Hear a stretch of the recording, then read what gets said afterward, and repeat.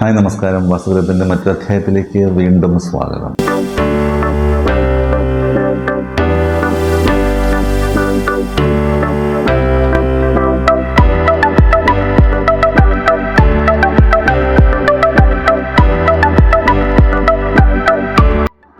ഇന്നത്തെ അധ്യായത്തിൽ നമ്മൾ ചർച്ച ചെയ്യുന്നത് എപ്പോഴും സ്ഥിരമായിട്ട് എല്ലാവർക്കും കുറേ സംശയം ചോദിക്കുന്ന ഒരു വിഷയമാണ് ഈ പ്രധാന വാതിൽ, വീടിൻ്റെ മെയിൻ ഡോർ എന്ന് പറയുന്നത്. ഇപ്പോൾ നമ്മൾ പല കാര്യങ്ങളും മെയിൻ ഡോറിൻ്റെ പൊസിഷനെ കുറിച്ചിട്ട് ഒരുപാട് തവണ ഞാൻ വീഡിയോ ചെയ്തിട്ടുണ്ട്. ഈ പൊസിഷൻ റൂള് ഇങ്ങനെയുള്ള ഓരോ തിയറി ഞാൻ പറഞ്ഞിട്ടുണ്ട്. വാതിലിൻ്റെ പൊസിഷൻ എവിടെ വരണം എന്നുള്ളത് വ്യക്തമായിട്ട് പറഞ്ഞിട്ടുണ്ട്.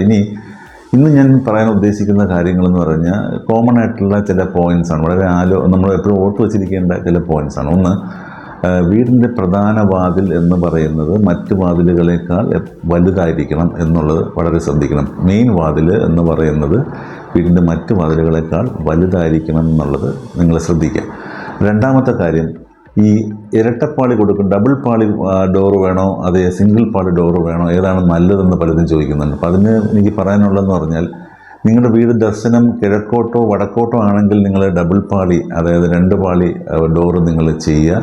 നിങ്ങളുടെ വീട് തെക്കോട്ടോ പടിഞ്ഞാറോട്ടോ ദർശനമാണെങ്കിൽ ഒരു കാരണവശാലും ഡബിൾ പാളി ചെയ്യരുത്. നിങ്ങൾ ചെയ്യേണ്ടത് സിംഗിൾ പാളി ഡോറ് തന്നെയാണ്.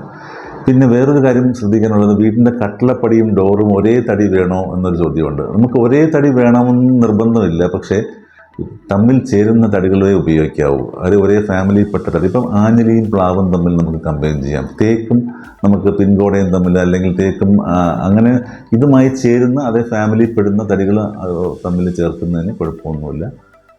ഒരേ തടി വേണമെന്ന് നിർബന്ധമൊന്നുമില്ല. നമുക്ക് കഴിയുന്നത് നിങ്ങൾ ഒരു തടിയായിരിക്കും നല്ലത്. പക്ഷേ നിങ്ങൾക്ക് തടി മാറ്റിയാൽ ഈ പറഞ്ഞ ഒരേ ഫാമിലിയിൽ പറ്റിയ 2 തടികൾ ഉപയോഗിച്ചുകൊണ്ട് നിങ്ങൾ ഡോറ് ചെയ്യുക.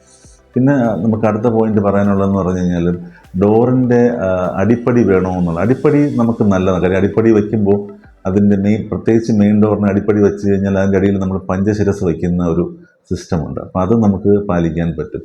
അപ്പം ഇതൊക്കെയാണ് വാതിലിനെ പറ്റി ചിന്തിക്കാൻ. പിന്നെ വേറൊരു പോയിന്റ് എന്ന് പറയുന്നത്, ഈ അമിതമായിട്ടുള്ള കൊത്തുപണികൾ വാതിലിൽ ചെയ്യാതിരിക്കുക. നിങ്ങൾ പഴയ വീടൊക്കെ ശ്രദ്ധിച്ച് നോക്കൂ. അപ്പോൾ വളരെ സിമ്പിളായിട്ടുള്ള ഡോറുകളാണ് കൂടുതലും ഉപയോഗിച്ച് കാണുന്നത്.